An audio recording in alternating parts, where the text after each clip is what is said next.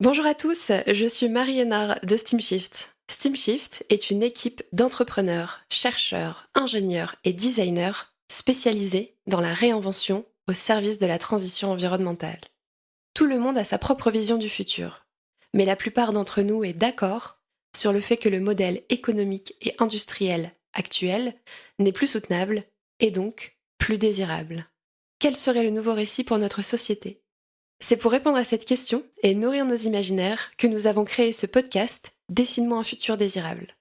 Nous y convions des personnalités engagées qui mènent des batailles tous les jours pour que leur vision du monde de demain devienne une réalité.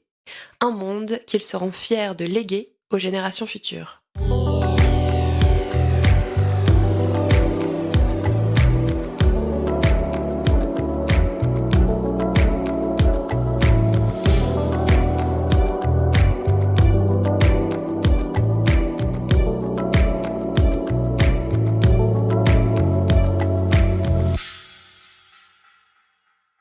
Dans ce nouvel épisode de Dessine-moi un futur désirable, je suis ravie d'accueillir Alban Godard, directrice de la fondation Good Planet.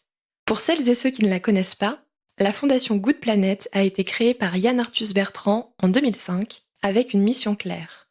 Placer l'écologie au cœur des consciences et susciter l'envie d'agir concrètement pour la Terre et ses habitants.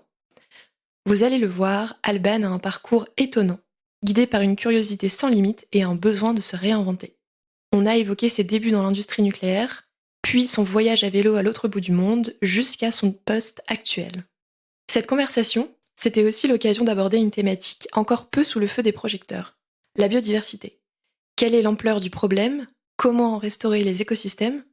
C'est tout un tas de questions que nous nous sommes posées avec Alban. C'est parti. Bonjour Alban. Bonjour Marie. Merci d'être avec moi aujourd'hui au micro de Dessine-moi un futur désirable. C'est un plaisir, je suis hyper heureuse d'être là. Écoute, ensemble, on va parler de plein de sujets passionnants. Alban, tu es donc directrice générale de la fondation Good Planet. Avec toi aujourd'hui, on va un petit peu plus parler donc du rôle d'une fondation pour la transition environnementale. Et aussi, on va parler d'un sujet qui me tient beaucoup à cœur, parce qu'on n'en a pas encore parlé beaucoup jusqu'ici sur le podcast. C'est le sujet de la biodiversité. Exactement. Alors voilà le programme. Je sais pas où ça nous emmènera, parce que parfois on peut partir un peu plus loin, mais c'est pas grave. C'est aussi ça le jeu. Alors je te propose de commencer par te présenter, mais sans me parler donc de ton métier. D'accord. Tu me demandes qui je suis en fait. Exactement. Ok. Je vais commencer par dire que je suis une femme. Je suis une femme blanche. Je suis une féministe. Je dirais même que je suis une écoféministe. Ok. Je suis une végétarienne. Je suis un peu indignée. Je suis une cycliste. J'ai un peu de bouteille, mais je crois que j'ai réussi à garder mon émerveillement. Je suis une nomade. Qu'est-ce que je pourrais dire d'autre ? Que je suis une passionnée. Je suis passionnée par pas mal de choses. Je suis d'abord passionnée par la nature. Je suis passionnée par la justice. Je suis passionnée par la place qu'on prend, nous les hommes, par rapport à la nature, la place qu'on prend en tant qu'individu dans notre entourage, la place que la société prend. Et c'est pour ça que d'ailleurs, j'ai toujours cherché dans toutes mes activités à comprendre un petit peu et à travailler sur les activités qui étaient à fort impact, enfin, ou là où les hommes avaient un fort impact sur l'environnement et sur la société. Donc, par exemple, la mobilité, l'énergie, l'agriculture, ça, c'est un peu mon champ de passion. Puis, je crois que je suis passionnée aussi par la beauté du monde et la beauté de ses habitants. Partout, tout le temps, en fait, il y a toujours, on peut toujours trouver des espaces d'émerveillement et je trouve ça assez incroyable. Qu'est-ce que je dirais d'autre ? Je dirais que je suis une aventurière. Ok. Je crois que ça me qualifie aussi. Je suis très curieuse, j'aime bien découvrir, explorer. Je suis toujours en mouvement. J'aime bien me faire désarçonner, en fait. J'aime bien voyager, mais voyager d'une certaine manière, de manière très lente. Peut-être on pourra en reparler. Ouais, bien sûr. J'aime bien essayer. J'aime bien me tromper. Enfin, j'aime pas forcément me tromper, mais en tout cas, comme j'essaye beaucoup de choses, je me trompe souvent. Ça fait partie du jeu. Et je crois que j'aime beaucoup apprendre. Donc, je crois que ça aide. Et c'est pour ça que Enfin, pour moi, c'est la qualification c'est comme ça que je définis l'aventure. Qu'est-ce que je pourrais dire d'autre ? Je crois que je dirais que je suis aussi une tisseuse. J'aime bien tisser des liens entre les idées, entre les gens, entre les espaces, pour faire en sorte qu'il y ait des espaces de convergence qui se créent plutôt de divergence. Et puis je dirais que je suis en lutte. Je suis en lutte joyeuse, mais je suis en lutte parce que je ne suis pas d'accord avec tout ce qui se passe aujourd'hui dans le monde. Voilà, je sais pas si c'est Merci Alban. Eh bien, écoute, quelle présentation. Je ne sais pas par où commencer. désolée. Ah, il n'y a pas de souci. Non, c'est super riche ce que tu me dis. Parmi tous ces adjectifs que tu m'as cités, lesquels te suivent depuis toute petite? La bonne question. Je pense que la partie, en mouvement, que moi je relie pas mal à l'aventure, la curiosité, ça, je l'ai depuis toute petite, je dirais. Heu, je pense la partie indignation aussi. D'accord. Je pense que oui, je crois que c'est quelque chose en tout cas, je vois même dans mes années de collège ou de lycée, et je pense qu'aussi petite, en fait, il y avait beaucoup de choses qui m'intriguaient et qui parfois je pense que c'est lié à la curiosité, mais qui m'intriguaient et en me gênant aux entournures et qui pouvaient je sais pas si je dirais me mettre en colère, mais il y avait ce sentiment que je pouvais percevoir ou définir comme de l'injustice qui était assez profond en moi. Donc, Et sur quel sujet, par exemple? oh, ça pouvait être très divers. Je sais que la réflexion féminine, par exemple, elle est là chez moi depuis très longtemps. Je pense que c'est quelque chose qui m'a construit depuis très longtemps, la réflexion féministe. Ça, je Ouais. me rappelle pour le coup de coups de gueule que j'ai eu au collège ou au lycée. Au lycée, certains, pour plein de raisons de mon histoire personnelle. Et je pense aussi, le fait est que j'ai beaucoup déménagé dans ma vie et le fait d'avoir été dans des environnements très différents, je pense que ça crée quelque chose aussi de la un peu de l'ordre du caméléon, Ouais. finalement, d'essayer à la fois de comprendre comment fonctionne un écosystème et de s'adapter à cet écosystème. Et je pense que ça m'a beaucoup construite.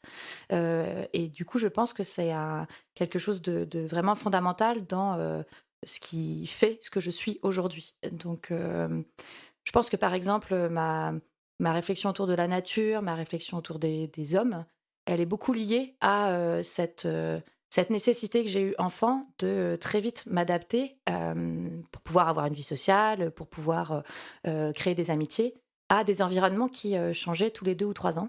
Et je pense que oui, ça je dirais que c'est peut-être la racine de beaucoup de choses. Ouais, c'est donc une de tes forces aujourd'hui, j'imagine, dans Je tes dirais que actions c'est une force, quotidiennes. oui. Oui, oui, je dirais que c'est une vraie force. Oui. Et est-ce que tu peux nous parler maintenant un peu de ton parcours? Comment t'es passée donc de cette adolescente aventurière et aussi indignée à aujourd'hui directrice générale de la Fondation Good Planet?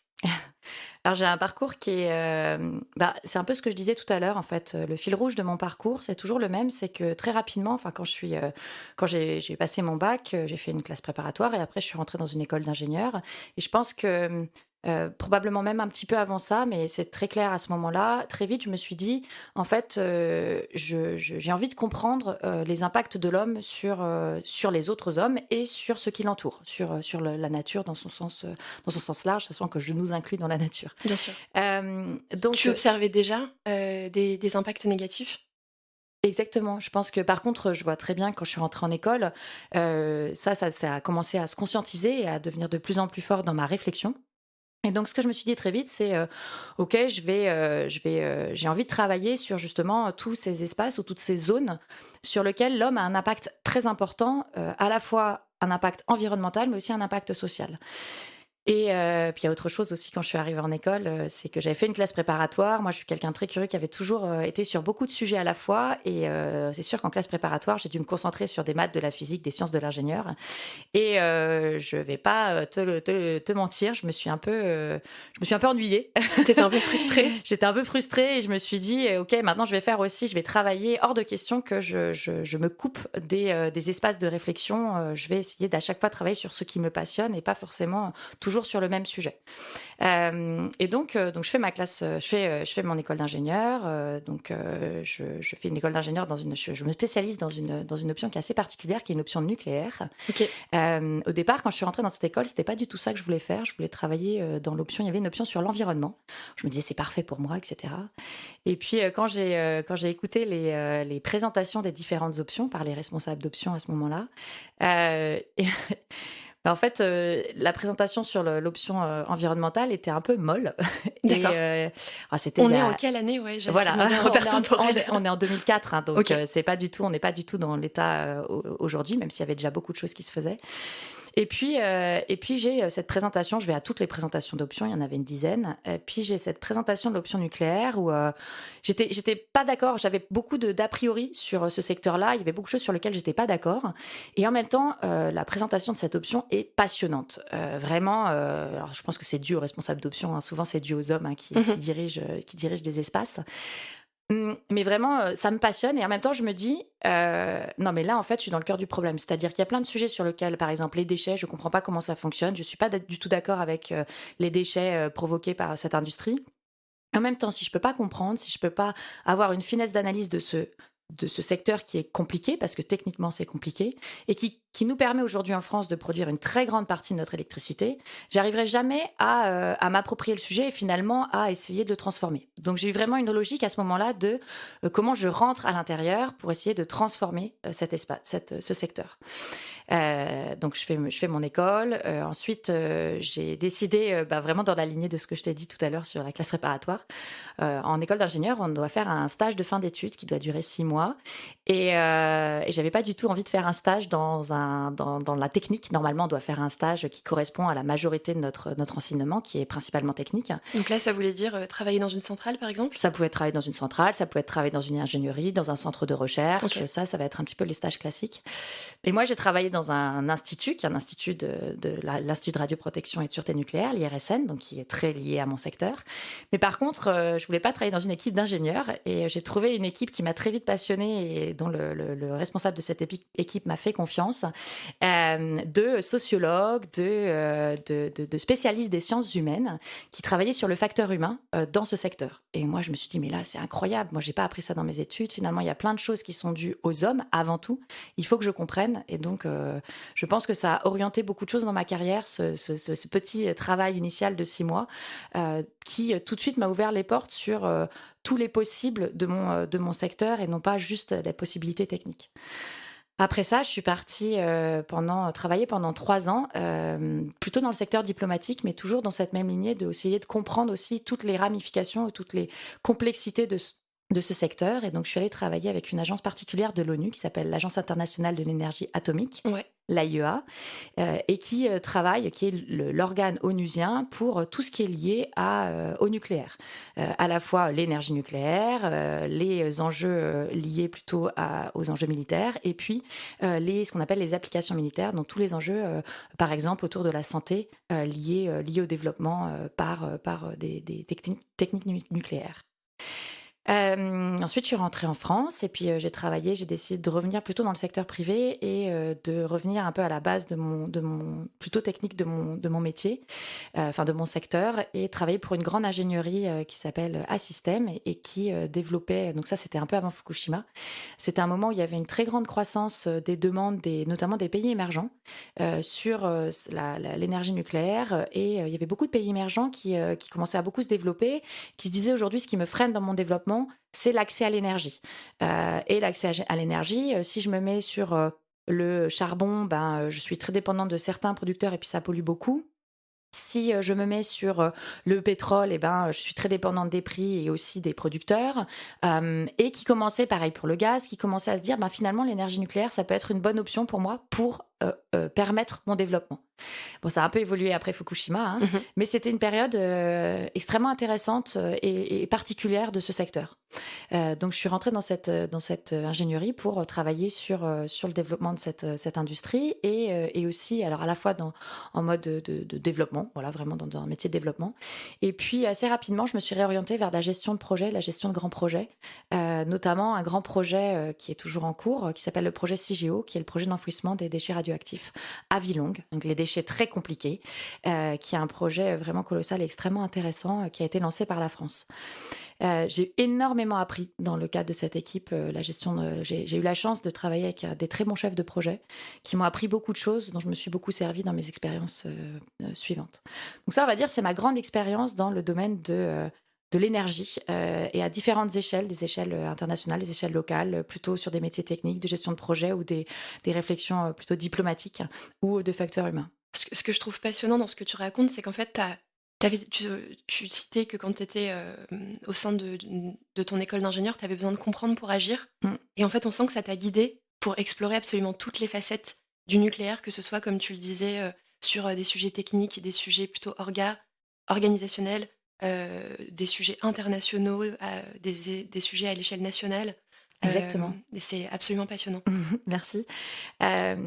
Bon, bah, du coup, là, ça fait à peu près 9 ans que je travaille dans ce secteur et je me dis, là, j'ai envie un peu de changer d'échelle d'action.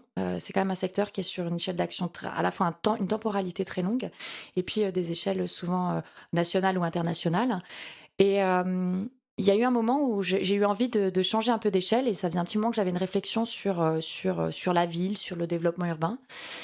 Et je me suis dit, voilà, j'ai besoin de mûrir un peu ça.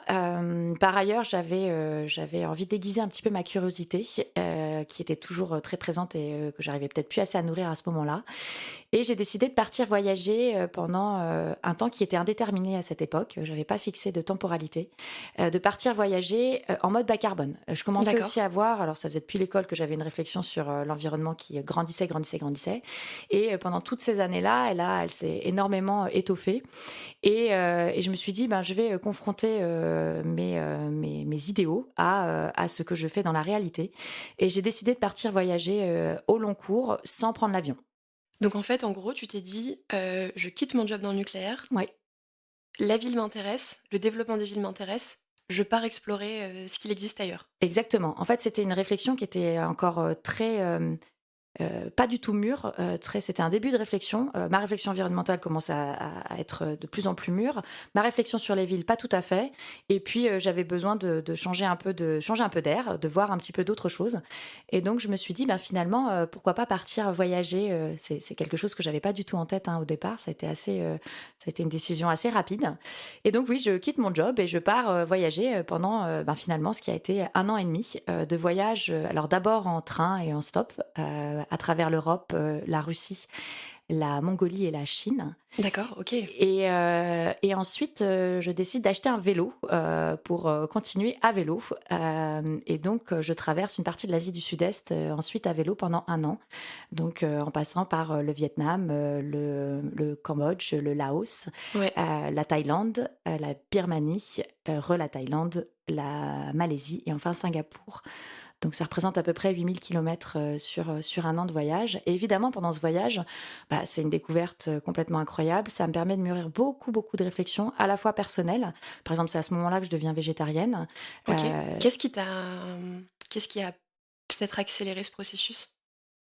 Quand on voyage, en fait, on est confronté à tellement d'altérités, et puis surtout sur un voyage au long cours, on sort, en fait, il y a le moment où on est en vacances, et puis le moment au bout de, je dirais, 2 ou 3 mois, où on passe dans le voyage et l'aventure. Et quand on passe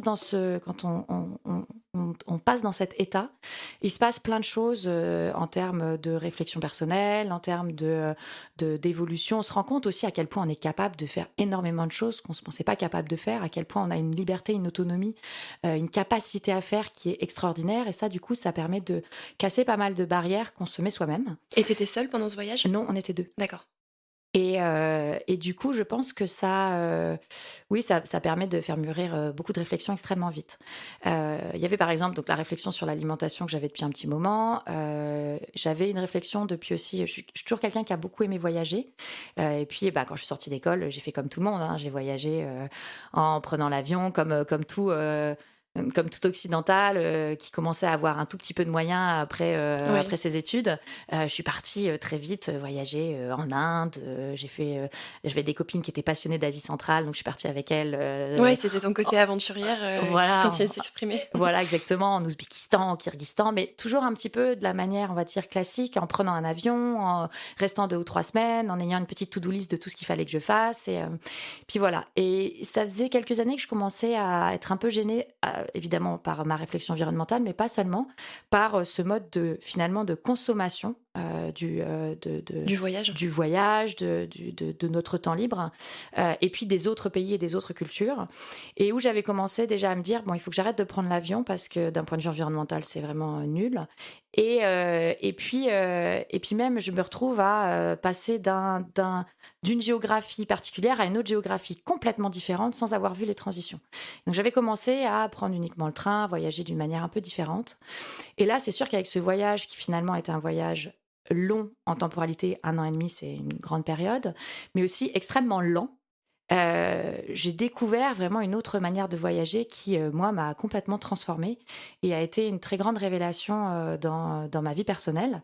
Je me suis rendu compte qu'en fait, j'adorais voyager lentement, que j'y prenais un plaisir incroyable, parce que, de comprendre, toutes les petites transitions, de voir, les évolutions de climat, de personnes, de langues, de culture, dans l'architecture, dans les paysages, moi, j'y prends beaucoup, beaucoup de plaisir.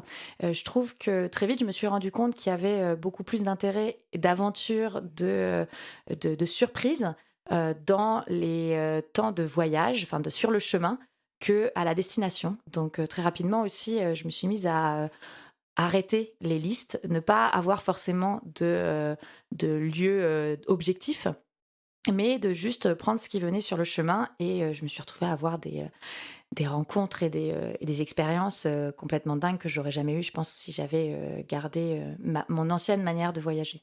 Ouais, ça a été un changement de mindset super fort pour ta façon de Oui, visualiser le voyage et peut-être aussi notre rapport au vivant au sens large. Et j'aime bien ce que tu disais à propos des transitions de paysage. C'est vrai que l'avion nous transporte d'un endroit à un autre mm, sans voir les transitions. Et en tout cas, ce que tu me dis, ça me parle pas mal. C'est pour, tu as notamment des voyages en train de nuit, par exemple, exactement. que, à titre personnel, j'aime beaucoup faire quand tu te réveilles le matin et que tu vois petit à petit les montagnes qui commencent à apparaître. Tu te dis, ah oui, effectivement, on a un paysage qui évolue et quand on est sur des modes de transport rapides, on l'oublie complètement. Exactement. Et ça Bah, rejoint aussi la notion d'émerveillement dont tu parlais tout à l'heure, que je trouve aussi fondamentale dans ces pratiques de voyage. Euh, J'imagine qu'il y a encore plein d'autres sujets passionnants dont tu pourrais me parler à propos de ce voyage. Je pense qu'on pourrait faire un exactement. podcast sur ça. Est-ce que tu peux me parler donc de la transition en fait entre ton voyage et tes activités aujourd'hui? Qu'est-ce qui se passe quand tu rentres? Quelles décisions assez fortes tu prends? Puisque du coup tu me disais que ce voyage t'avait beaucoup changé. Qu'est-ce qui se passe en fait? Je pense qu'au lieu de me changer, il a plutôt mis en exergue des choses qui étaient chez moi et qui ont pris plus de place. Donc je reviens aussi à la question que tu me posais sur les villes. C'est aussi un voyage que j'ai utilisé finalement comme un voyage d'études, évidemment personnel, mais aussi sur justement cette réflexion urbaine que je commençais à avoir. Et c'est sûr que quand on voyage doucement comme ça, tu parlais de transition, c'est exactement ça. Ça m'a permis aussi de vraiment comprendre le développement des villes, notamment en Asie, qui est assez incroyable, et d'une manière très fine, parce que notamment quand j'ai commencé à voyager à vélo, j'ai évidemment visité les centres-villes, les intérieurs, qu'on voit de manière assez traditionnelle quand on est touriste, mais aussi les pourtours et les transitions entre la ville et la campagne, les extensions parfois complètement dingues, hein, quand on sort d'Hanoï à vélo, c'est presque une journée pour sortir d'Hanoï à vélo, tellement ça s'est étendu, Oui. tellement c'est presque comme une immense pieuvre. Donc je pense que ça m'a permis de comprendre beaucoup de choses. Et quand je suis rentrée en France, c'était une évidence pour moi que je voulais travailler sur ces logiques de développement urbain, sur aussi éviter les développements urbains qui soient justement néfastes, un petit peu comme la même logique que j'avais eue sur la réflexion nucléaire. Et, euh, et du coup, ben, quand on voyage aussi, comme je te disais, ça nous donne une grande liberté. Et donc, je suis rentrée en France et je me suis dit, mais pas de problème, j'ai 1 an et demi de trou dans mon CV, j'ai toujours travaillé dans le nucléaire, je vais tout d'un coup chercher du travail dans l'urbain, dans le développement urbain. Et j'avais même une idée plus précise, je voulais travailler dans l'expérimentation urbaine, donc vraiment dans la fabrique de la ville. Donc plutôt dans le monde de l'innovation? Exactement, Ok. dans la transition entre l'urbain et l'innovation. Et puis, ben, j'ai eu une chance, je sais pas si c'est une chance incroyable ou juste que quand, voilà, quand on s'enlève des barrières, et ben finalement, on se rend compte qu'il y a beaucoup de choses qui sont possibles. En quelques mois, j'ai trouvé un travail et j'ai récupéré la direction d'une équipe qui s'appelle l'Urban Lab et qui Ok. faisait exactement ça, de l'expérimentation urbaine. Et c'est une équipe que j'ai dirigée pendant 3 ans et demi, incroyable, qui en fait, dont le métier était de travailler à la fois avec des entrepreneurs, les grands acteurs de la ville, la collectivité, mais aussi les acteurs de la mobilité, les acteurs des réseaux, etc. Et puis les citoyens, les habitants ou ceux qui passent par la ville, pour comprendre comment est-ce que, en essayant directement dans le tissu urbain des innovations, des prototypes, pour voir finalement ce qui marche le mieux. Et ce qui marche le mieux, c'est pas forcément ce qui est le plus efficace, mais c'est ce que les citoyens s'approprient à leur manière, ont envie de garder, ce qu'ils estiment avoir un impact positif sur leur quotidien, et puis ce qui rend la ville plus agréable, la ville plus efficace d'un point de vue environnemental, d'un point de vue social, d'un point de vue, de beaucoup de points de vue. Donc ça a été vraiment une expérience extrêmement riche pour moi parce que évidemment j'ai appris un nouveau métier dans un nouveau secteur avec une équipe qui était extraordinaire et puis ça a permis de beaucoup nourrir ma réflexion sur cet enjeu urbain. Une fois que, au bout de 3 ans et demi, ça a toujours mon cerveau qui continue à avancer et à se poser plein de questions. Et je commençais à me dire, il y a quand même un enjeu sur la ville qui est aussi le lien justement, encore une fois, la réflexion de la transition. Une ville, elle ne fonctionne que si elle est alimentée, notamment alimentée d'un point de vue alimentaire, vraiment sur les enjeux agricoles et alimentaires. Et finalement, je me disais, il y a quand même aussi beaucoup de stéréotypes et de tensions qui se créent entre des territoires urbains et des territoires ruraux. Il y a de plus en plus de différences, que ce soit d'un point de vue politique, d'un point de vue social, d'un point de vue de qualité de vie entre les territoires ruraux et les territoires urbains. Et ça m'a interrogée, ça m'a beaucoup interrogée. Et il y avait un autre point qui m'interrogeait beaucoup, c'était comment est-ce qu'on a une réflexion sur l'implication de tout à chacun dans le développement de son espace. Donc en fait, c'est des réflexions de démocratie participative. Comment est-ce qu'on prend l'avis du citoyen dans le développement de ce qui l'entoure. Et j'avais pas assez j'avais fait beaucoup de choses au sein de l'Urban Lab sur cette réflexion-là, mais j'avais envie de me nourrir un peu plus sur cet enjeu de démocratie participative. Et donc, j'ai décidé de me mettre à mon compte pendant 2 ans pour réfléchir à la fois sur ces enjeux alimentaires et agricoles et sur cette réflexion autour de la démocratie participative. Donc j'ai eu la chance de rejoindre l'équipe de la Commission nationale du débat public qui a organisé et déployé le débat sur la politique agricole, sur la politique agricole française. D'accord. Pendant cette période-là. Et puis aussi, c'est la période aussi où le Covid est arrivé, et où donc du coup il y a beaucoup de choses qui ont été perturbées. Le meilleur moment pour se mettre à son compte, évidemment. Mauvais timing. Mais en fait, finalement, c'est un très bon timing parce que ça m'a permis d'accompagner une communauté de restaurateurs engagés qui s'appelle la communauté écotable, qui a fait des très grands projets dans le cadre du Covid, notamment pour l'alimentation des soignants pendant le premier confinement et puis l'alimentation des étudiants en grande précarité pendant le deuxième confinement. Donc voilà, ça m'a permis de finalement m'ouvrir sur un espace auquel j'aurais pas du tout forcément pensé à ce moment-là. Et puis j'arrive enfin à la Fondation Good Planet. Et donc il y a au bout de 2 ans, je me suis rendu compte qu'il y avait quelque chose que j'aimais bien, qui me manquait dans un travail un peu plus solitaire, qui était le management et le fait de gérer une équipe et un projet qui me dépasse. Et donc j'ai décidé j'ai eu la chance d'être sélectionnée pour prendre la direction de la Fondation Good Planet. Et donc, je suis arrivée il y a un peu plus d'1 an à la tête de cette fondation qui est une fondation là aussi assez exceptionnelle et qui fait un travail incroyable. Mais je pense que du coup, on va en reparler. Je pense qu'on va enchaîner sur ce sujet, puisque du coup, tu commences à nous en parler. Oui, sur le sujet du rôle des fondations, en fait, je m'interroge pas mal sur concrètement, qu'est-ce que c'est ce type d'acteur, tu vois, parce que j'ai du mal à comprendre la différence avec un acteur plus associatif. Qu'est-ce qui fait sa particularité ? C'est quoi le scope d'action, en fait, d'une fondation ? J'imagine qu'il y en a sur plein de sujets. Est-ce que c'est forcément tourné vers la transition environnementale comme les fondations Good Planet ? Est-ce que tu peux nous faire peut-être un petit panorama de quoi on parle quand on parle de fondation ? Exactement. Alors, je vais juste expliquer en 2 mots ce que fait la Fondation Good Planet pour qu'on ait le spectre. Donc, la mission de la Fondation Good Planet, c'est d'agir pour la Terre et ses habitants et de susciter l'envie d'agir. Donc, on a 2 grands métiers. Le premier, c'est la sensibilisation pour susciter l'envie d'agir. Et la manière dont on sensibilise, c'est autour d'un triptyque. Le premier, c'est comprendre, donner les clés de compréhension des enjeux, des grandes masses, de comment est-ce qu'on peut faire différemment. C'est fondamental, évidemment, pour pouvoir se mettre en mouvement. Le deuxième, c'est imaginer, parce qu'on pense que comprendre, c'est bien, mais si on veut pouvoir se mettre en mouvement et se projeter dans une autre société, il faut pouvoir l'imaginer, cette autre société, imaginer les autres possibles. Et puis enfin, c'est agir. Donc, comment est-ce qu'on accompagne le mouvement ? Donc ça, c'est ce qu'on fait en sensibilisation.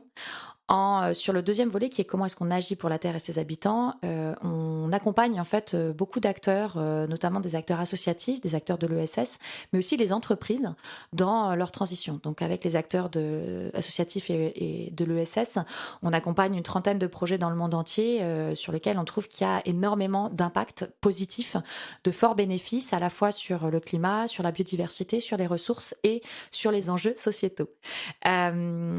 On accompagne aussi beaucoup les entreprises parce qu'on pense qu'il va falloir aider les entreprises à enclencher leur transition. Donc, toutes celles qui se mettent dans une dynamique positive de transition, eh ben, on essaye de les accompagner à notre échelle. Voilà, ça, c'est le spectre de manière assez rapide de la Fondation Good Planet.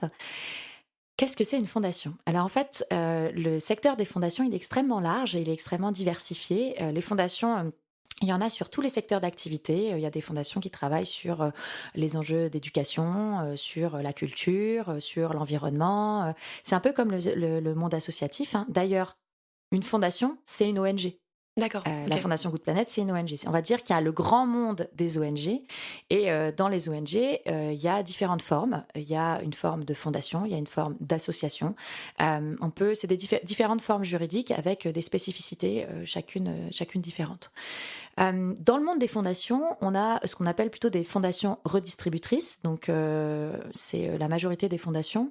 C'est des fondations qui vont plutôt être dans un mode de redistribution financière. Donc, des fondations qui vont être dans une réflexion de sélection de projets et de voir comment est-ce qu'elles peuvent financer ces projets. Notamment toutes les fondations d'entreprises, il y a beaucoup de fondations d'entreprises, elles vont être beaucoup dans ces logiques-là. Chacune avec leur spectre spécifique et qui peuvent être à la fois un spectre de secteur, mais aussi un spectre d'impact. Chaque fondation aura un peu une définition de ce sur quoi elle souhaite agir.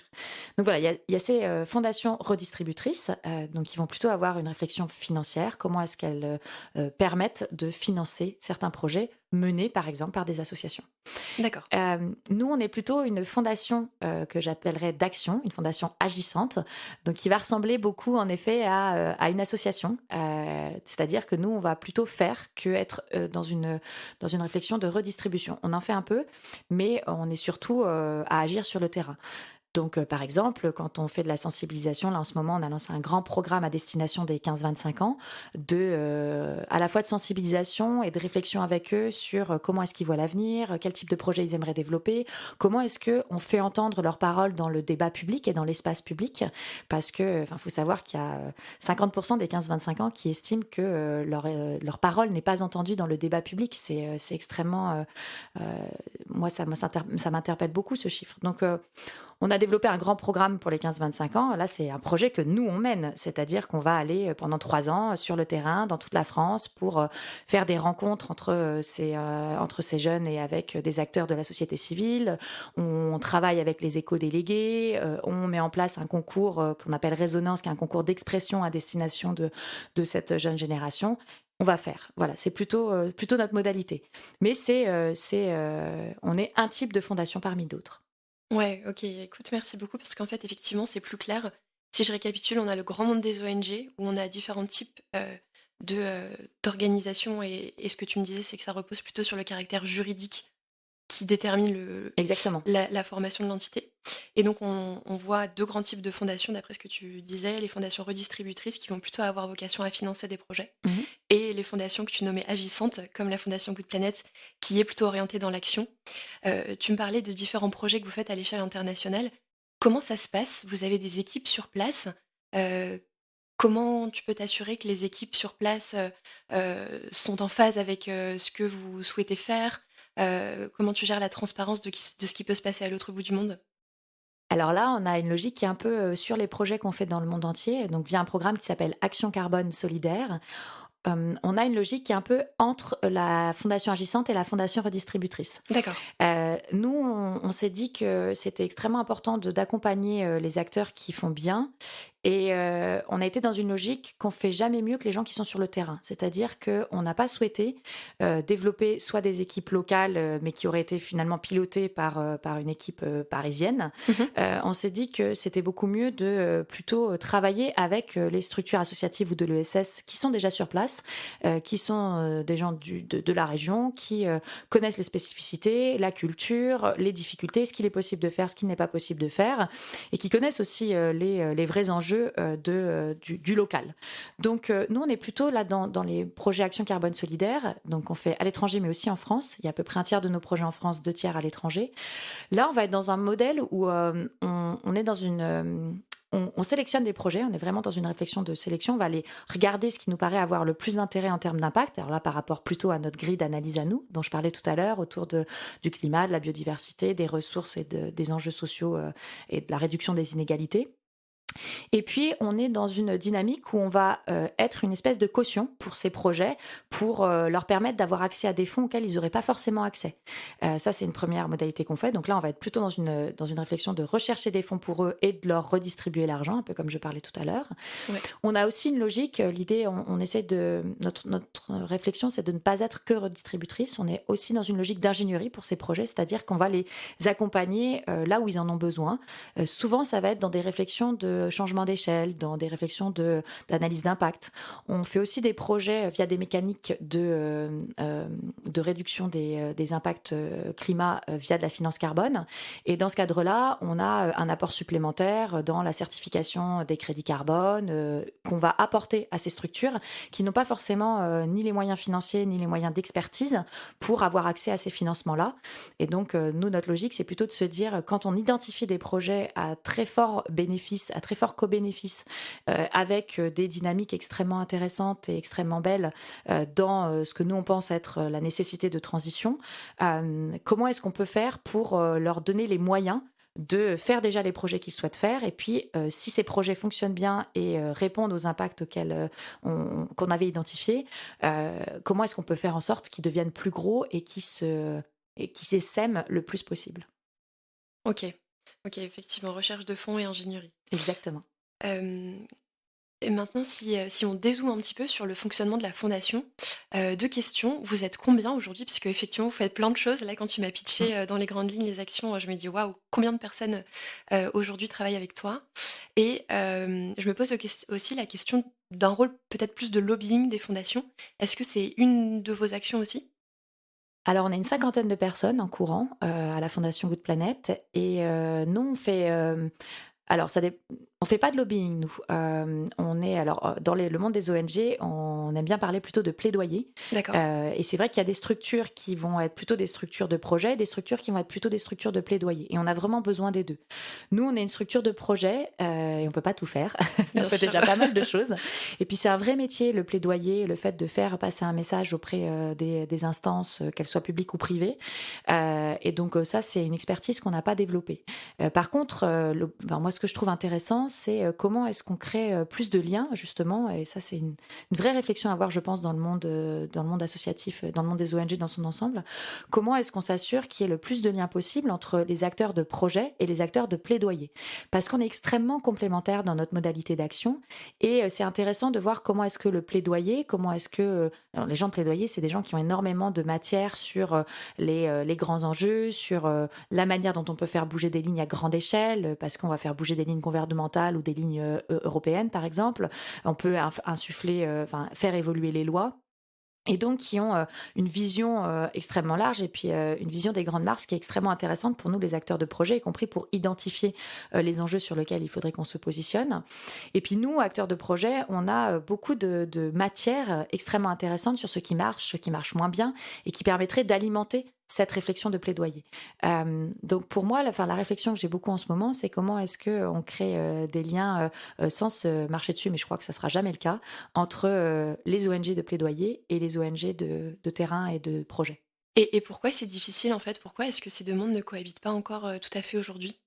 Alors, ils cohabitent, il y a déjà beaucoup de choses qui se font, mais parce que c'est des métiers différents, et que une des difficultés du monde des ONG, c'est qu'on a des moyens très limités, et que notamment des moyens financiers très limités, et qu'on va toujours être dans une logique de hiérarchiser et prioriser nos moyens parce qu'ils sont par nature limités et donc de les prioriser sur notre cœur d'action et sur par exemple nous qui faisons du projet, on va essayer de faire en sorte que le maximum de l'argent qu'on a aille sur le projet, aille sur les projets ou pour la réalisation des projets. Donc évidemment en fait ça crée des difficultés. On n'a pas comme on peut avoir dans le monde privé ou dans le monde de gouvernemental des espaces ou des compétences ou des ressources humaines qui vont nous permettre de faire justement ce travail plutôt de liaison, de prise de distance. Moi, je dirais que ça, c'est un des enjeux. Après, j'ai pas suffisamment de recul. Peut-être que c'est aussi quelque chose qui est lié à l'historique, qu'il y a par nature, enfin que historiquement, ça s'est plutôt fait chacun de son côté. Mais je pense que là, on arrive à un moment où il y a besoin de renouer beaucoup de liens. Encore une fois, un lien qui existe déjà beaucoup, mais qui peut-être nécessiterait d'être un peu plus fort. Ok, très bien. Et tu soulevais la question justement des moyens limités. Aujourd'hui, c'est quoi le business model de la Fondation Good Planet? Alors à la Fondation, on a un business model qui est très lié à la générosité, ce qu'on appelle la générosité du public. D'accord. Donc on est très dépendant à la fois des dons des particuliers et des dons des entreprises. La majorité de notre financement est fait par des dons du public et des dons des entreprises. On a très peu de financement public, malgré le fait qu'on a une grande mission d'intérêt général. Mais c'est aussi parce que nous, traditionnellement, à la Fondation Good Planet, on est plutôt allé chercher des financements privés, Ok. parce que c'était plus facile. Voilà. Moi, c'est un grand questionnement que j'ai. On a quand même une immense, par exemple, on a un espace au domaine de Longchamp où on fait, dans le bois de Boulogne à Paris, où on fait beaucoup, beaucoup de travaux de sensibilisation, notamment avec les classes. On accueille entre 10 et 12 000 scolaires par an au domaine de Longchamp.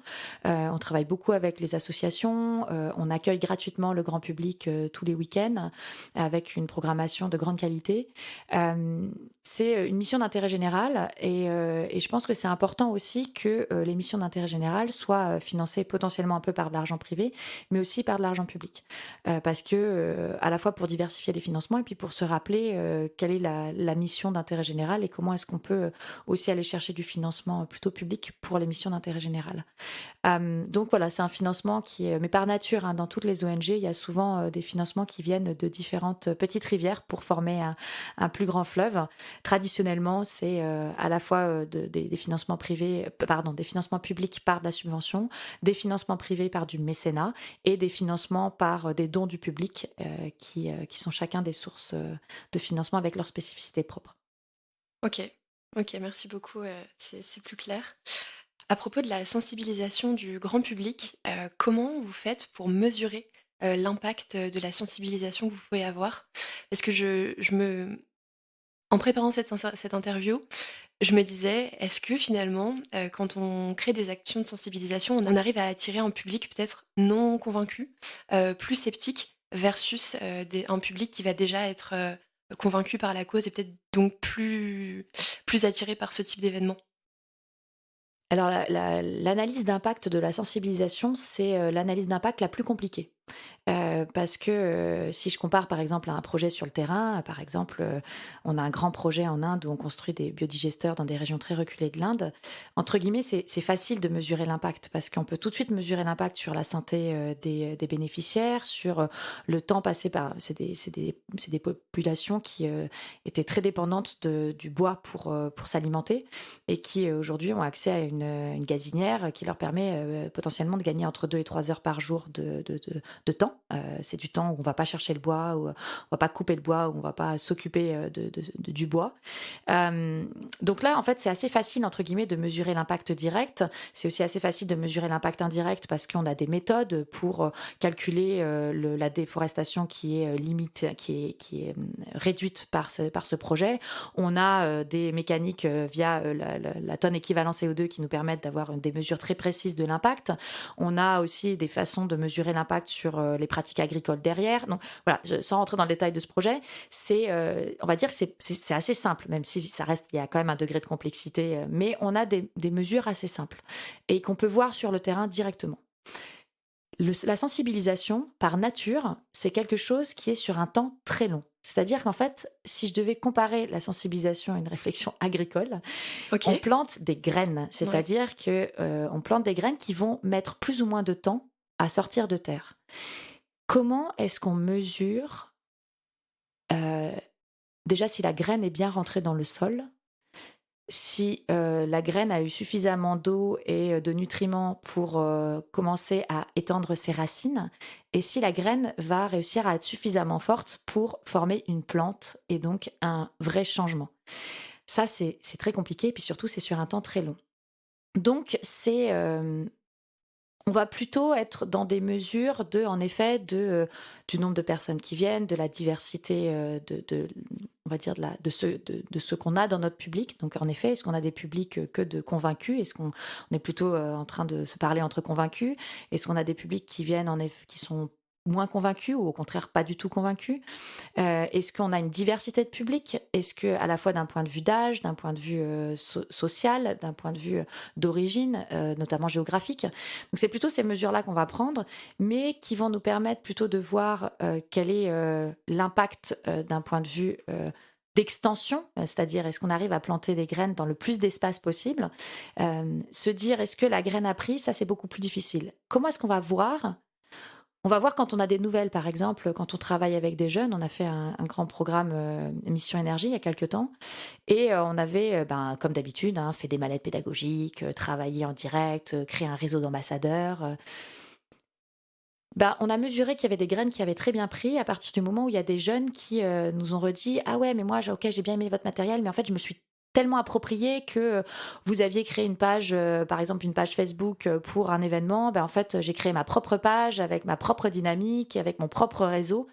Ok, là, on voit que ça a pris, Ouais. en fait. La graine a germé dans ces cas-là. Exactement. Mais voilà, ça va être des choses très ponctuelles. Mais c'est un vrai questionnement qu'on a, nous, en interne. Comment est-ce qu'on mesure l'impact pour être sûr qu'en fait, l'effort qu'on met, on le met au bon endroit? Ouais, bien sûr. J'imagine complètement que c'est une question qui vous anime. Et je trouve ça intéressant, en fait, le point que tu mentionnais sur le feedback. À partir du moment où vous arrivez à peut-être instaurer une relation dans la durée avec le public, Mm. c'est là où petit à petit, vous pouvez mesurer. J'aime beaucoup l'analogie de la graine, si la graine a germé ou pas, et où elle en est dans sa croissance. Écoute Alban, on a pas mal parlé de la fondation, on a exploré un peu le business model, les liens avec différents acteurs pour encore augmenter l'impact de la fondation. On a aussi, donc on vient de parler des sujets de sensibilisation et de l'impact qui est une vraie question. J'ai maintenant envie qu'on discute du sujet de la biodiversité. À la Fondation Good Planet, préserver et restaurer la biodiversité, c'est une de vos missions, si je me trompe pas. Tu te trompes pas, c'est exactement ça. Et donc, jusqu'ici, en fait, dans ce podcast, on a beaucoup parlé du carbone. Et donc, je voulais profiter de ta présence aujourd'hui pour pouvoir, en fait, explorer ce sujet qui est extrêmement fondamental pour la transition. Et on va voir pourquoi. J'aimerais commencer par introduire quelques chiffres, en fait. Quand on se plonge un petit peu dans les études récentes qui ont été menées, j'ai 3 chiffres à vous donner. Le premier, c'est 8 millions. C'est le nombre total d'espèces estimées animales et végétales sur la Terre. Et parmi ces 8 millions, on a 1 million d'espèces animales et végétales qui sont aujourd'hui menacées d'extinction. Et un autre chiffre que j'avais envie de vous transmettre sur plutôt l'impact humain sur la Terre et les environnements marins, on a 3/4 de l'environnement terrestre et environ 66% du milieu marin qui ont été significativement modifiés par l'action humaine. C'est des chiffres qui viennent de l'IPBES, c'est une plateforme intergouvernementale et scientifique et politique sur la biodiversité et les services écosystémiques. On peut dire, le GIEC de la biodiversité. C'est exactement ça, c'est le GIEC de la biodiversité, l'IPBES. Pour faire simple. Mm. Donc voilà un petit peu pour le décor. Moi, c'est des chiffres qui me font froid dans le dos.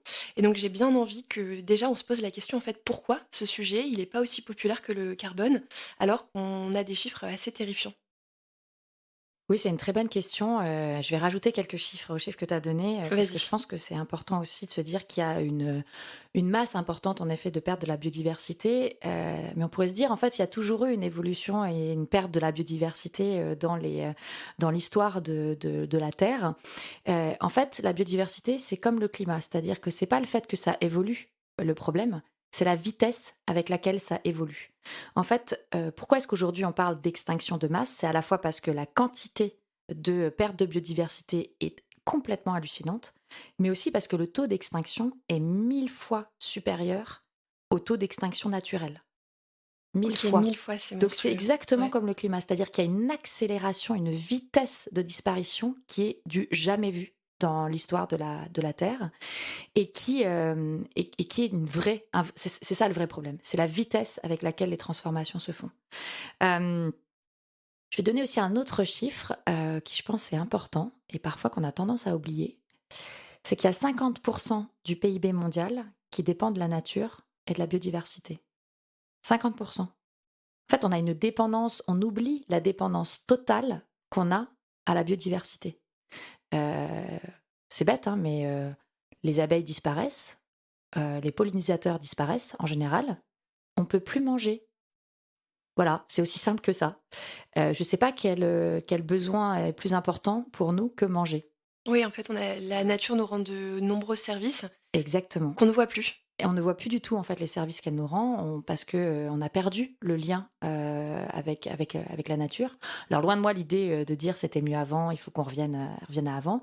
Mais le fait est qu'il faut qu'on reconnaisse que dans le développement de nos sociétés actuelles, on a perdu quelque chose qui est assez fondamental, qui est le lien avec ce qui nous fait vivre. Et ce qui nous fait vivre aujourd'hui, c'est l'air qu'on respire, c'est l'eau qu'on boit, c'est ce qu'on mange. Et tout ça, c'est extrêmement dépendant de la biodiversité.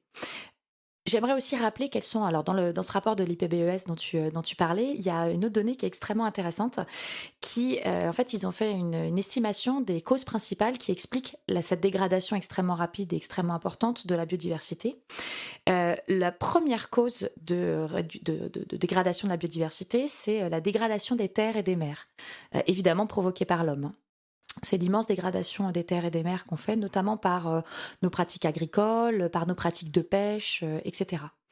La deuxième cause, c'est la surexploitation des espèces. C'est-à-dire qu'on s'est abrogé le droit de voir les espèces comme un bien de consommation comme un autre, qu'on surexploite et qui crée en fait des phénomènes, notamment de zoonose, de surconcentration ou de réduction de la diversité génétique des animaux, qui est une des causes aussi principales de cette dégradation. Tu peux peut-être juste définir ce qu'est la zoonose? Oui, pardon. Pas de Alors les souci. zoonoses, en fait, on en a beaucoup parlé dans les cas de Covid. En fait, quand on a commencé à chercher les causes, de se dire d'où vient la maladie. Souvent, en fait, les maladies qui vont arriver à l'homme, c'est des maladies qui sont d'abord passées par l'animal et qui peuvent. Alors, je suis pas du tout une spécialiste, donc j'espère que je vais pas heurter les spécialistes, mais qui, voilà, qui, en fait, c'est comprendre ces liens entre les maladies animales, les maladies qui arrivent jusqu'à l'homme. Et puis souvent, on se rend compte qu'en fait il y a des transmissions qui peuvent se faire de manière beaucoup plus rapide ou accélérée quand il y a, en fait, enfin, c'est un peu le lien qu'on avait fait dans le cadre du Covid entre la proximité entre les espèces sauvages et les espèces non sauvages, et puis la dégradation des écosystèmes, qui fait qu'en fait ces transmissions de maladies vont se faire de manière beaucoup plus rapide et beaucoup plus brutale. Voilà. Je continue sur Merci les pour la causes, précision. aucun Vas-y. problème. Je continue sur les causes de dégradation. La troisième cause de dégradation, c'est le changement climatique. Donc ça, c'est important aussi de le souligner. En fait, tout est extrêmement lié. Finalement, quand on réfléchit bien, le climat, la biodiversité, nos ressources, je ne vais pas dire nos ressources, c'est les ressources naturelles, et le bien-être humain, tout ça, c'est extrêmement, extrêmement lié. Et donc la troisième cause de dégradation de la biodiversité, c'est le changement climatique. Et enfin, la quatrième cause, c'est les pollutions et les espèces invasives. L'augmentation des espèces invasives, hein, tout ça est souvent, enfin toutes ces causes-là sont très liées. Hein, c'est aussi par la dégradation des écosystèmes qu'il y a une augmentation des espèces invasives. Il y a aussi le fait que nous, par nos voyages, par le fait que on soit sur tous les espaces tout le temps, on ait ramené des espèces qui n'auraient pas dû arriver à un certain endroit et que les espèces locales n'ont pas le temps de s'adapter à ces espèces invasives. Voilà, ça c'est les 4 grandes causes de dégradation de la biodiversité. Pourquoi est-ce qu'on n'a pas pris le sujet Pourquoi est-ce qu'on ne le prend pas à la hauteur des enjeux aujourd'hui? C'est une très bonne question, je ne vais pas avoir une réponse complète. Je pense que globalement, on ne prend pas les enjeux environnementaux à la hauteur auquel on devrait les prendre. Parce qu'on a perdu de vue le fait que on était extrêmement dépendant des écosystèmes, de là où on vit.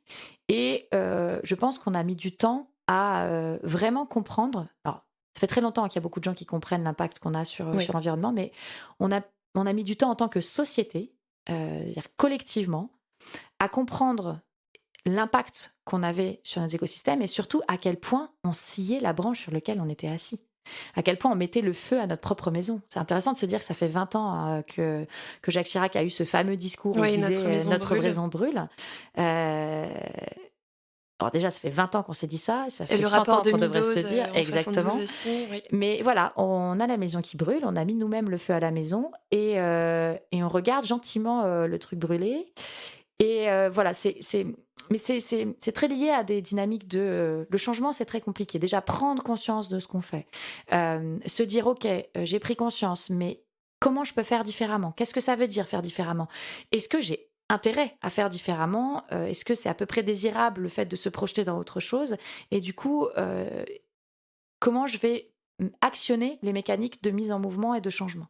Alors déjà, c'est compliqué d'un point de vue individuel, mais alors d'un point de vue sociétal, c'est extrêmement complexe. Je pense que l'enjeu de la biodiversité, il a cette difficulté supplémentaire que, contrairement au climat, on ne peut pas avoir une mesure unique. On n'a pas cette espèce de tonne équivalent CO2.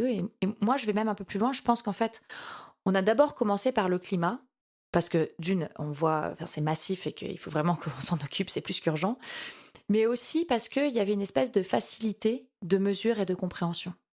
Il y a ce carbone en fait qui se balade partout, qui est produit quelque part et qui en fait va impacter la planète entière, et sur lequel on a une espèce d'unité de mesure qui permet d'ancrer aussi, de faciliter la compréhension dans les esprits. On peut pas faire ça avec la biodiversité. Pourquoi ? Parce qu'en fait, par nature, la dégradation de la biodiversité est extrêmement locale.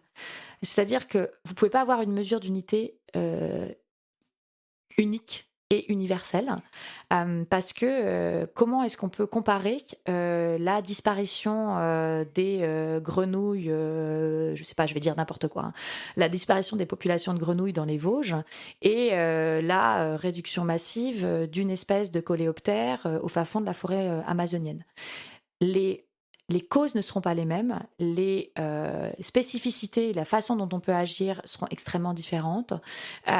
Et donc, du coup, on n'a pas d'unité de mesure identique et on a des dégradations et des impacts qui sont extrêmement différents d'une zone à une autre. Donc, je pense que ça n'aide pas non plus les éléments de compréhension et puis ça n'aide pas non plus à comprendre et à mesurer comment est-ce qu'on peut faire des projets qui soient positifs pour la biodiversité. Peut-être que je pense que c'est un élément de réponse, c'est pas forcément le seul. Il y a une chose que tu viens de dire qui m'interpelle aussi, en fait, c'est la compréhension qu'on a sur le carbone versus la compréhension qui nous est plus difficile en tant que société à maîtriser sur des écosystèmes en fait qui sont très très complexes. Et quand je faisais aussi mes recherches pour préparer ce podcast, je me rendais compte à quel point les imbrications entre les écosystèmes sont fortes. On parle vraiment de toi, moi j'ai une collègue qui me prenait l'analogie en fait d'une boîte qu'on soulève et en fait on voit un immense réseau où tous les animaux, les végétaux sont connectés avec d'immenses fils dont on ne maîtrise peut-être encore aujourd'hui pas toute la complexité. Donc effectivement, je pense que le point de la compréhension est clé pour ensuite pouvoir agir. Et justement, sur cette question de l'action à laquelle j'aimerais bien venir, comment on fait aujourd'hui quand on a posé le constat, quand on a parlé des causes et qu'on s'est rendu compte qu'on n'agissait pas assez, comment on fait en fait pour protéger les écosystèmes ? Et j'irai même plus loin dans ma deuxième question, comment on fait peut-être aussi pour restaurer des écosystèmes ? Alors, il y a plein de modalités d'action. La première, c'est de faire attention, de prendre soin. Cette notion de prendre soin, elle est vraiment fondamentale. Ça veut dire qu'il faut d'abord qu'on reprenne conscience de ce qui nous entoure. C'est vrai avec ce qu'on appelle la nature, c'est-à-dire plutôt la réflexion d'écosystème, mais c'est vrai aussi avec... nous, on est aussi un écosystème qui se dégrade, hein. Les hommes sont aussi dans un écosystème qui se dégrade. Donc moi, j'aime bien l'idée de prendre soin de ce qui nous entoure, que ce soit les hommes, que ce soit les animaux, que ce soit les espèces végétales. Et je me permets d'intervenir parce que ça me rappelle une interview de Baptiste Morisot que j'avais écoutée qui disait « On protège mieux ce qu'on comprend ». Exactement. Qui est très lié à ce que tu viens de dire. Mais en fait, comprendre, ça nécessite d'observer.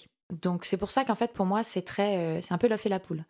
C'est-à-dire qu'à partir du moment où on prend le temps on se dit que c'est du temps bien investi, que c'est bien de prendre du temps pour observer ce qui se passe autour de nous, pour comprendre ce qui se passe autour de nous, ben là, on pourra justement euh, comprendre ce qui se passe. La compréhension, ça demande évidemment d'avoir accès à de l'information, et ça, il y a plein de choses qui peuvent être mises en place, mais ça demande aussi de passer du temps à s'interroger, à observer, à se dire, ok, en fait, par exemple, quand j'étais petit, voilà comment c'était autour de moi. Est-ce que c'était bien? Est-ce que c'était pas bien? Voilà comment c'est aujourd'hui. Est-ce que c'est mieux? Est-ce que c'est moins bien? Euh, est-ce que je suis OK avec le fait que les glaciers disparaissent et que potentiellement, quand je serai vieux ou quand mes enfants auront l'âge d'aller en montagne, il y aura plus de glaciers? Est-ce que je suis OK avec ça? Et donc, du coup, potentiellement, les montagnes s'effondreront à une vitesse extraordinaire parce qu'en fait, ce qui tient une montagne, c'est en partie, une grande montagne, c'est une partie le glacier, la glace qui va tenir la roche. Est-ce que je suis OK avec ça? Et si je suis pas OK avec ça, comment je peux faire? Comment je peux agir à mon échelle individuelle, mais surtout à mon échelle collective? Comment je peux agir dans mon entreprise? Comment je peux agir en tant que citoyen qui vote? Comment je peux agir en interpellant mes décideurs publics auxquels j'ai accès, par exemple mon député? Donc ça, c'est un moyen d'action qui est qu'aujourd'hui, en fait, on sous-estime. On a l'impression qu'on a des moyens d'action très limités. C'est vrai d'un point de vue individuel, en fait, hein, on peut agir, mais la portée de nos actions va être assez limitée. Par contre, quand on se réfléchit en tant qu'individu qui est intégré dans beaucoup de collectifs, le premier collectif étant l'espace où on travaille, et ben là, tout de suite, on a un champ d'action qui s'étend. Le deuxième collectif étant la société dans laquelle on vit, la société pouvant être son quartier, pouvant être sa ville, pouvant être son pays, où on a plein de moyens d'action. On a des gens qui sont élus par nous, dont le job est d'écouter et d'essayer de répondre à nos interrogations. Mais encore faut-il qu'on les fasse entendre, ces interrogations.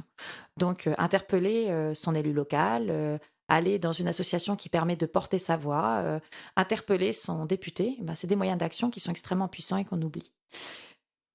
Il y a des moyens d'action aussi qui sont assez intéressants dans le cadre de la biodiversité. Et alors, c'est quelque chose qui, moi, me passionne depuis toujours. C'est la notion de la place. La place qu'on prend. Je trouve que c'est vraiment une réflexion importante dans la réflexion sur la biodiversité. C'est que pourquoi est-ce qu'on a première cause, encore une fois, mise en place par le rapport mis en avant par le rapport de l'IPBES, c'est la dégradation des terres. En fait, on a pris une place, nous les humains, par rapport aux autres écosystèmes qui est assez démente. Quand on commence à regarder l'espace qui est pris par nos villes, par nos champs, par nos systèmes de production d'énergie, par notre système de mobilité, par nos routes, nos chemins de fer, etc., etc., c'est assez fou la place qu'on prend. C'est dingue, en fait. Peut-être que déjà, un des premiers moyens d'action, c'est de se dire comment est-ce que je prends un peu moins de place, pas pour me taire ou pour me contraindre dans ma vie. Tu parles de la place physique. Je parle de la place physique, là, oui. Mais c'est aussi, on pourrait parler de la place non physique, hein, ouais. Elle est importante aussi, celle-là. Mais déjà, la place physique, encore une fois, pas pour me contraindre, mais pour laisser un peu plus de place aux autres écosystèmes. Et en fait, ça serait intéressant pour moi, parce que si je laisse un peu plus de place aux autres écosystèmes, il y a des chances que déjà ça me serve d'un point de vue très cynique, parce que je vais créer un peu plus de résilience dans les espaces qui m'entourent, et donc ça sera mieux pour moi dans le futur.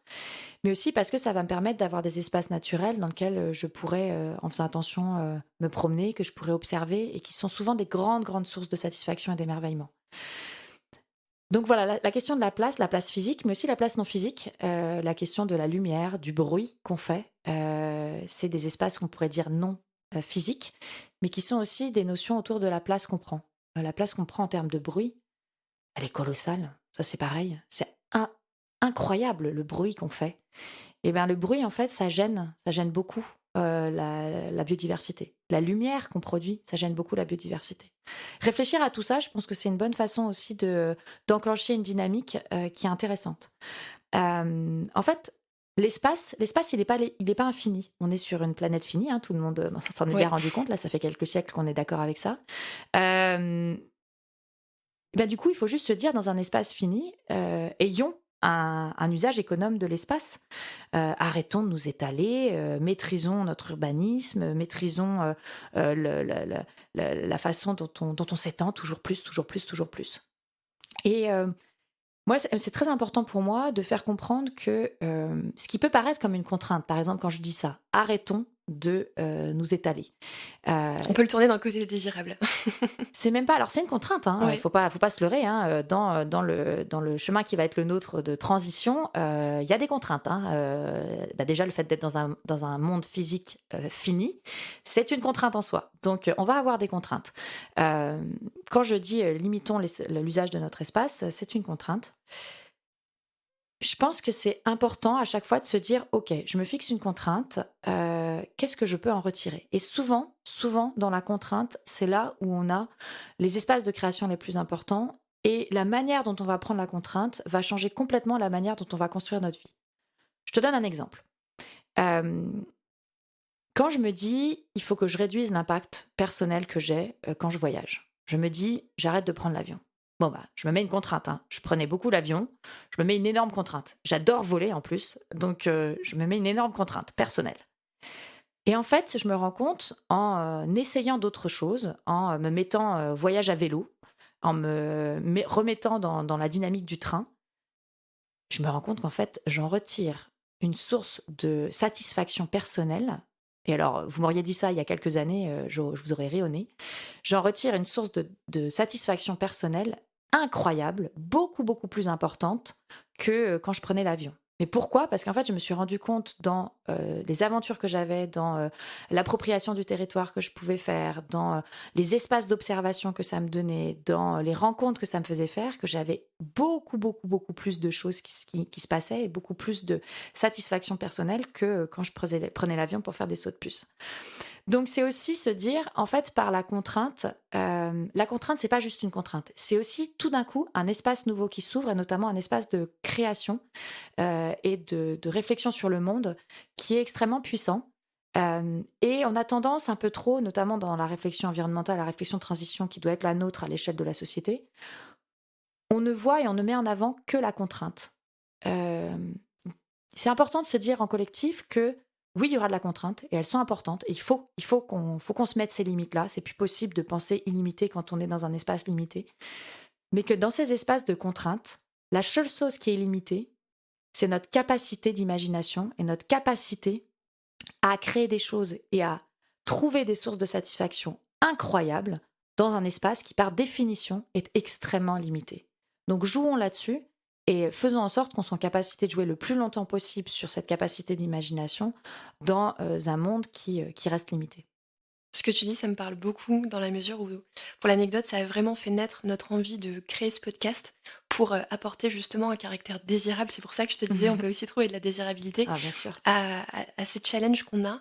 En fait, si on se pose 2 secondes sur la question et qu'on réfléchit à comment on peut construire un monde de demain qui nous donne envie, en fait, il y a plein de choses qu'on peut faire. Et ça nous permet d'utiliser en fait ces contraintes comme des opportunités alors, ces contraintes sont certes très challengeantes et voilà, ça ne remet en rien la difficulté qu'on peut avoir en essayant de les surmonter, mais on peut, en tout cas, on est convaincu qu'on peut créer un avenir désirable malgré toutes les contraintes qu'on a aujourd'hui. Oui, donc tu nous as parlé de prendre soin, donc par différents biais, de s'engager en tant qu'individu, par plein d'organisations qui elles aussi vont pouvoir avoir un impact. J'imagine aussi qu'on peut s'engager peut-être directement dans des associations. Ouais, il y a un point sur lequel je voudrais revenir, c'est quand tu nous parlais de laisser une place à la nature. Ça questionne en fait les interactions qu'on peut avoir avec le vivant.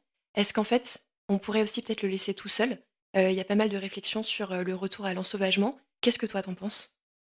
Ah oui, au contraire, quand je dis laisser la place, c'est laisser la place aussi d'un point de vue total. C'est-à-dire, c'est important qu'on ait des espaces qui soient complètement sauvages. Je ne sais pas si nos auditeurs s'en rendent compte, mais en France, il n'existe plus d'espaces qui n'ont jamais été exploités à un moment ou à un autre par l'homme. C'est dingue. Donc C'est assez dingue de et se en dire fait, ça. quand on se dit d'un point de vue, quand on réfléchit de manière très globale entre les villes, notre usage de loisirs, en fait, c'est ça surtout, hein, l'usage de loisirs, nos champs, etc. En fait, il n'y a aucun espace qui n'a pas été. Alors, je parle sur le territoire métropolitain. Il n'y a aucun espace qui n'a pas été exploité, quel que soit, enfin, notamment d'un point de vue, par exemple, de loisirs. il existe encore aujourd'hui dans le monde des espaces qui sont complètement sauvages, inexploités et inconnus. Et c'est important. Moi, je trouve que même d'un point de vue d'imagination et d'un point de vue cérébral, je trouve ça très beau de se dire qu'il y a des espaces encore aujourd'hui inconnus. On parlait de la biodiversité. J'aimerais rappeler un petit chiffre en fait. Tu rappelais le nombre d'espèces, etc. C'est important de se dire aussi que les chercheurs estiment que malgré ce nombre d'espèces incroyables, connues et reconnues et étudiées, ils estiment qu'ils ont compris que 2% de la biodiversité mondiale. Ah ouais, je ne connaissais pas ce chiffre, ouais. J'adore cette idée en fait, Ouais. de se dire que on a tellement l'impression de tout connaître de ce qui nous entoure et en fait on ne connaît rien. Ça nous ramène à nos limites aussi, même nos limites cérébrales. Et je trouve ça très beau en fait de se dire qu'il y a plein de choses qu'on ne connaît pas. Gardons cet espace d'inconnu. C'est extrêmement important, ces espaces d'inconnu. C'est important aussi parce que cette espèce de... Moi, je parle d'un délire, d'un délire de l'homme de se dire qu'il peut absolument tout maîtriser, tout contrôler. Moi, je pense que c'est dangereux. C'est dangereux même vraiment pour nous, parce que ça nous pousse toujours à toujours plus de contrôle, tout juste plus de... Alors moi, je suis la première, je reste d'une culture scientifique, je suis la première à essayer de comprendre le plus possible. Par contre, comprendre et maîtriser, c'est deux choses très différentes. Comprendre et contrôler, c'est deux choses très, très différentes. Je pense que c'est intéressant qu'on ne contrôle partout. Pourquoi ?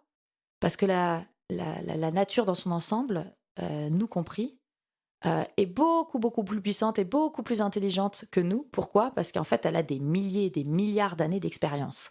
Et que du coup, elle a créé un système, la planète a créé un système autour d'elle qui est d'une efficacité et d'une puissance et d'une résilience qu'on n'atteindra jamais.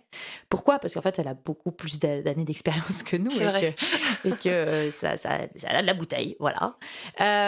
Et donc, je pense que c'est important d'écouter, de comprendre et d'avoir de l'humilité par rapport à quelque chose qui est beaucoup plus puissant que nous. Et de reprendre, on reparle encore de la place, mais cette notion de reprendre notre place. Et c'est pas pour ça qu'en fait on sera pas heureux ou qu'on n'aura pas des espaces de curiosité, des espaces d'aventure, des espaces de découverte. Au contraire, encore une fois, 2% de la biodiversité qu'on connaît. Il y a des espaces de découverte partout. Mais ces espaces de découverte, ils seront possibles si et seulement si on les laisse s'exprimer. Et aujourd'hui, le problème qu'on a, c'est qu'au lieu de les laisser s'exprimer, on les détruit. On les détruit à une vitesse complètement incroyable. Donc, retrouvons notre place et laissons la place au reste de s'exprimer pour pouvoir continuer à s'émerveiller toujours plus. Alban, je crois qu'on pourrait parler de ce sujet pendant des heures. J'ai encore plein de questions à te poser, mais malheureusement, je sais que l'heure tourne et qu'on n'a pas un temps infini. Donc, on a beaucoup parlé des constats, des causes. Et moi, ce que je retiens de cette conversation, c'est surtout en fait de questionner notre place. Et j'invite aussi nos auditeurs à se lancer dans cette réflexion, de questionner notre place et de trouver peut-être notre juste place dans ce monde par rapport aux vivants. Pour conclure ce podcast, puisqu'on arrive au bout, on a parlé de toi, on a parlé de tes engagements, de tes connaissances aussi sur la biodiversité. On sent que par ta curiosité et ton envie de retrouver cette juste place, c'est des questions qui t'animent dans ton quotidien. Maintenant, si on se projette un petit peu plus dans le futur, qu'est-ce que toi, tu perçois comme être un futur désirable pour nous ? Ah bah si... c'est une question tellement immense, celle-là. C'est une question qui nous dépasse, voilà, je te l'accorde. Qui nous dépasse complètement. Si je devais peut-être peut-être qualifier ce futur par des adjectifs. Vas-y, ça rebouclera avec ton introduction. Voilà, d'adjectifs. J'avais pas du tout pensé. Je dirais que moi, j'aurais envie, en tout cas, je peux dire ce dont j'aurais envie. Bien sûr, vas-y. Moi, j'aurais envie d'un futur solidaire, déjà. C'est-à-dire que moi, je pense foncièrement que on va avoir besoin, là, il y a des défis qui sont face à nous, qui sont colossaux, et on va avoir besoin de tout le monde, et on va avoir besoin que ce futur qu'on invente, il soit fait par tous et pour tous. Donc pour moi, cette notion de solidarité, elle est vraiment importante. Je pense qu'on a besoin aujourd'hui de s'allier plutôt que se combattre, de réfléchir en commun plutôt qu'en divergence. Donc je crois que voilà, pour moi, ça c'est vraiment, je dirais ça, le premier. Je dirais qu'on a besoin d'un futur créatif. On va revenir à cette réflexion de création. Je pense qu'aujourd'hui, on a la nécessité de réinventer complètement notre modèle de société, notre économie, notre rapport au monde, etc. Et ça peut paraître complètement dingue et peut-être très angoissant. Moi, je trouve que c'est incroyable, ce moment-là. C'est une opportunité dingue. Je trouve que c'est un moment vraiment incroyable, peut-être unique dans l'histoire de l'humanité. Un moment où il va falloir qu'on réimagine absolument tout. Et je trouve que pour des créatifs, c'est des inventeurs, et il y en a énormément dans la population humaine. C'est un moment génial, c'est-à-dire de se dire, en fait, c'est le moment où il faut que vraiment on change complètement de modèle, qu'on réinvente ce modèle, qu'on le fasse à l'image de ce qu'on souhaiterait avoir plus tard. Et du coup, ça va être un futur, je pense, qui doit se tourner vers... je vais utiliser un terme d'économie horrible qui s'appelle, auquel je pense là, j'ai pas d'autres mots, des nouvelles valeurs refuges. Je dirais ça en fait. Je trouve ce terme vraiment horrible. Mais oui, je pense que ça exprime bien ce que je veux dire, c'est-à-dire plutôt que se tourner toujours et avoir un peu comme totem l'argent, la consommation, aller toujours plus vite, toujours plus loin. Moi, je pense qu'il faut qu'on se tourne plutôt vers le bonheur, le lien. Ça peut paraître très puéril, mais je pense que c'est important de le dire. Le soin, l'amour qu'on peut porter aux autres, les autres étant vus d'un point de vue très, très, très large, pas juste les autres hommes. L'impact qu'on a, la place qu'on prend, je reviens sur ça. Le temps. Tu as parlé du temps, je pense que le temps, c'est la chose la plus précieuse qu'on peut offrir à quelqu'un ou à quelque chose. Le temps qu'on a, le temps qu'on passe à observer, le temps qu'on passe à réfléchir, le temps qu'on passe à s'émerveiller. Moi, je trouve que c'est une très belle valeur, refuge, de se dire comment est-ce que je réfléchis pas plutôt la société vers un temps qui se ralentit plutôt qu'un temps qui s'accélère. Voilà, je dirais ça. Évidemment, je dirais un futur où on se remet à notre place. J'en ai parlé tout à l'heure, je ne peux pas ne pas le dire. Comment est-ce qu'on pense aux autres? Comment est-ce qu'on prend soin? Comment est-ce qu'on pense à la nature, aux animaux, aux autres hommes? Et comment on leur laisse la place à tout le monde? Ouais, prendre soin. Je pense que peut-être j'aurais envie de finir sur ça. Et se dire que on a les capacités de faire. En fait, c'est pas du tout... moi, j'ai pas du tout une vision. J'ai une vision assez réaliste et noire de ce qu'on fait aujourd'hui, de ce qui se passe. Mais j'ai une vision assez optimiste du futur. Pourquoi? Parce que je pense qu'on a des capacités d'imagination et de création qui sont extrêmement fortes et qu'on peut, en collectif, arriver à quelque chose qui soit beaucoup plus sain et pour nous et pour tout ce qui nous entoure. Donc, utilisons cette puissance des imaginaires, cette puissance des récits, cette puissance de l'art, cette puissance de la poésie pour avoir quelque chose qui marche mieux. Merci beaucoup Elben pour cette belle conclusion. J'ai envie de rebondir sur un point qui, moi, m'anime à titre personnel et anime beaucoup de personnes aussi chez Steam. C'est la réinvention, on partage totalement le fait qu'on est à un moment assez crucial en fait, qui est à la fois flippant mais aussi un terrain de jeu incroyable. Donc on a plein de choses à faire et je te remercie d'avoir remis l'accent sur ça, sur le fait qu'en fait tout est possible et je trouve que c'est une belle conclusion pour terminer ce podcast et je te remercie pour ce temps que tu nous as accordé aujourd'hui pour cette conversation. Je t'en prie, c'était un vrai plaisir. Je vais juste dire un dernier mot. En fait, je trouve que c'est important aussi de se rappeler, de revenir à la beauté. Et en fait, réinventer, réimaginer, se réémerveiller, c'est revenir aussi à la beauté du monde, à la beauté du geste, à la beauté de ce qu'on fait. Rappelons-nous qu'on peut faire des choses incroyablement belles et que faire le beau, c'est extrêmement gratifiant. Super, merci beaucoup pour cette conclusion, Elben. Merci à toi, Marie.